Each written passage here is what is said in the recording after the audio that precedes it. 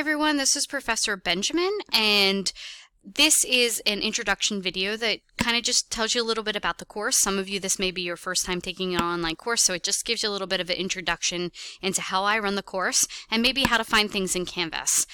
So welcome to Environmental Conservation. This is a 15-week course, so well, technically about 14 weeks by the time we're done with all our little breaks and the final exam week. So when you log into Canvas, usually over here in your dashboard or under your courses, you'll see all the courses that you're going to be taking this semester. As you can see here, I teach a bunch of courses, so mine are located here. You can also use the dashboard, which is located here, and this kind of gives you just a visual image of the courses that you'll be taking for the semester. Once you're enrolled in the class, then it'll show up in your dashboard. If you're not enrolled in the class, let's say halfway through the semester this disappears, your class, there's something wrong with either your financial aid or a payment issue. So you need to contact registration, records and registration as soon as possible, because there's a reason you were dropped from the class. Most of the time, I don't drop you from the class. The only time I drop you from the class is if you've never attended or you miss more than 1 full week of submittals in the course. So actually 2 full weeks in a 15-week class, because then that means you've missed 20% of the class. So that's the only time that you'd be dropped from the class. So if this course disappears, then that's the issues that you have. If you want to, up here in the admin area, you may very well want to, under your account area, you very well may want to add additional email accounts or change the way you're notified about the course information. For example, when you receive announcements or when you receive comments about your grades, etc. So you want to also take a look under that accounts area. You can also have emails like forwarded or comments forwarded to your email account. So you want to take a look under there to make sure that you have everything set up in proper format. Okay, so since this class is an online 15-week class, when you log in, this is what it looks like. So here are my 3 children. This is this video that I'm making right now, and here is the syllabus. Absolutely essential that you read the syllabus from top to bottom, maybe 3 times. Make sure you have it with you at all times. You can flip to it. It'll answer questions for you that you may have about the course, but it's absolutely essential that you do that. A lot of students, I find, especially in online settings, refuse to read the syllabus, and then they ask me questions that are already addressed in the syllabus. So make sure that you read the syllabus for the course. The last page of the syllabus gives you a detailed outline of all the due dates in the class. Unless something happens that is way beyond my control, I really stick with the deadlines for the course. We do have Thanksgiving break or a break in each semester. We have a break, and you'll see that on the syllabus, so make sure that you follow that. The requirements for the course are right here. Here are the 6 learning outcomes that we will achieve throughout the semester. A lot of the midterm exam questions correlate to these, or the forum questions you'll see each week. You are required to have the text. So I use a textbook in this class. In the syllabus, on the syllabus, it actually gives you a visual image of the text. You can use previous versions of the text to save money if you would like, but a text is required because the quizzes that are due each week come from the textbook readings. And so that's really important for you to have the textbook to be able to see what those readings are. You're also required to have 2 films for this class. The bookstore refuses to carry these films for me, so you need to find them somewhere online. So Fed Up is one of the films that we will cover during the food session, and we will also cover Gasland 1 or Gasland 2. Now, once in a while these cycle through Netflix, where you can see them on there, or through Amazon Prime. Some of you will have to rent them, or you could go to your local library, and they always have, they're very popular films, so they're not like educational films, they're just really regular documentaries, so you should be able to get your hands on them. Now, if you look online, like, on YouTube or something, I don't know, I'm sure there's tons of illegal ways that you can access these, but I can't tell you those ways.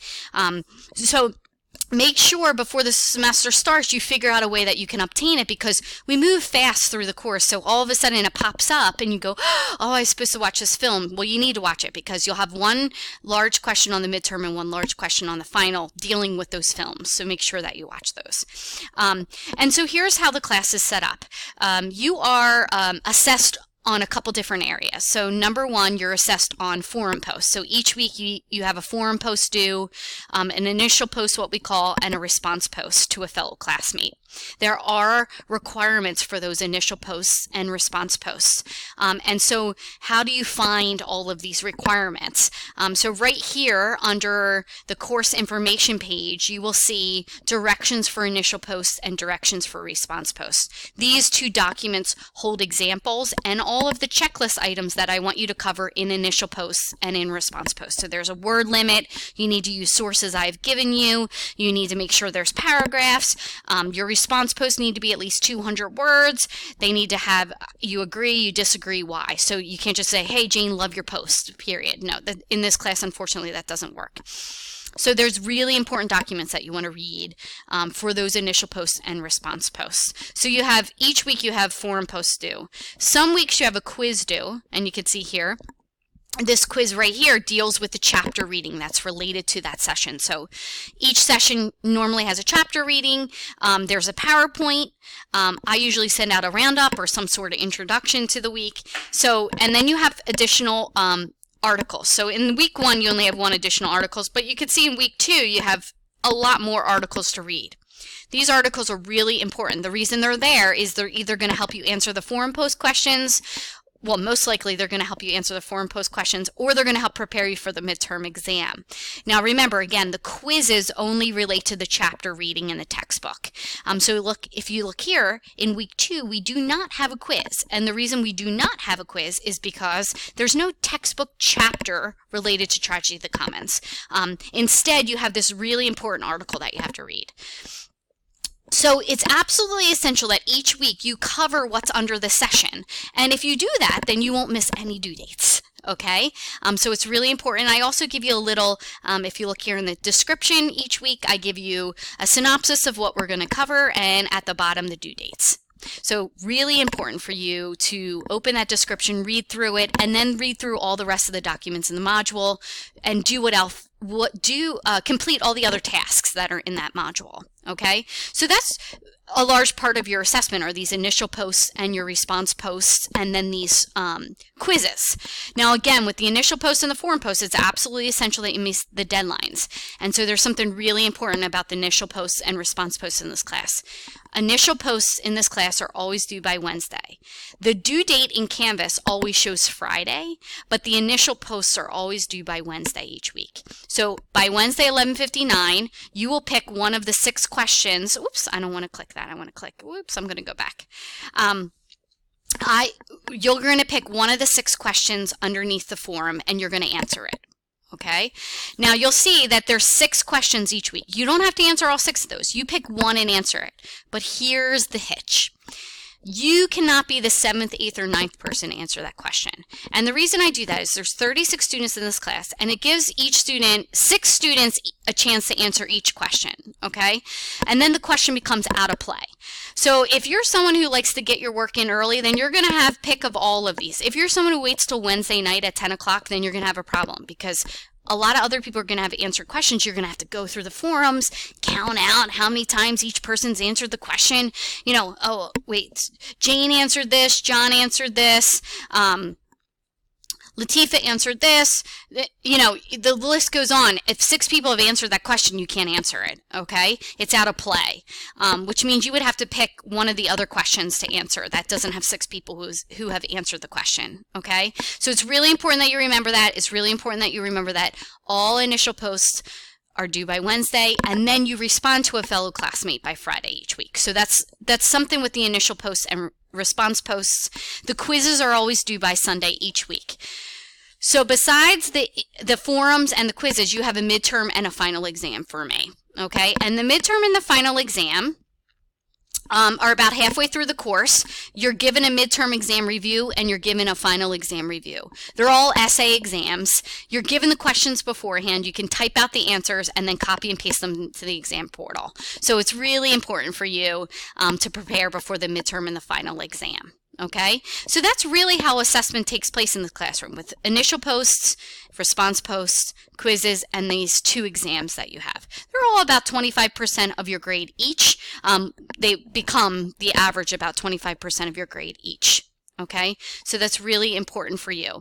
You do receive some dropped quizzes and some dropped forum posts. That's all discussed in the syllabus, so make sure you take note of that. That is my extra credit for the class. So I don't give any extra credit, so please don't ask for extra credit. Please don't ask for extensions. Those 3 dropped grades are your extra credit and your excuses for the class. So, you know, for example, you're having a surgery and you have to miss a couple weeks of class. Well, they're your dropped grades for the week or for the class.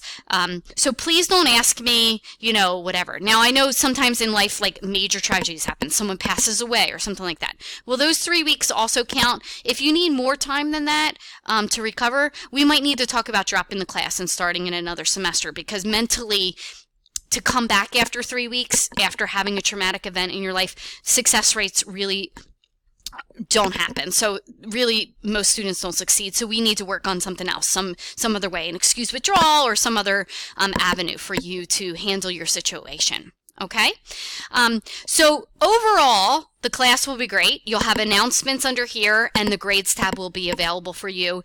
I have a little video on how to use the grades tab, so if you have questions about how to use the grades tab, it's there. If you've never taken an online course before as well, I have some screenshots here for you on how to submit an initial post and how to submit a response post, where to click if you've never taken an online course before. All of my initial posts and response posts require proper sourcing, so in-text citations and MLA formatting at the end. So there's also a document here for how do you cite properly references throughout this course. Okay, so overall, I mean, if you're able to read the syllabus, you get into a rhythm. Usually it takes a little bit of time for students to get into a rhythm. Once they get into a rhythm, they understand my expectations and how to handle the course. Of course, always reach out with questions for me. And, you know, and everything that we do ties to a specific learning outcome in this course. So I'm not just giving you something to give you, I'm giving it to you for a reason. And so that's why I think it's really important that you understand that and you know that going in. It's a little bit of a disclaimer that, you know, everything that we cover is not just because I want to give you something to do. It's really to meet these learning outcomes that we have that you're going to learn by the end of this class. Okay. As always, if you have any questions, feel free to reach out. I hope this video gave you a little bit of an introduction to this course, and I hope it makes you feel a little bit more at ease so that you can have success this semester. Oh my goodness. Well, that was a lot of S's. So that you have success this semester. So I look forward to hearing from you. And remember, again, questions, feel free to reach out. Make sure it's before rather than after the problem.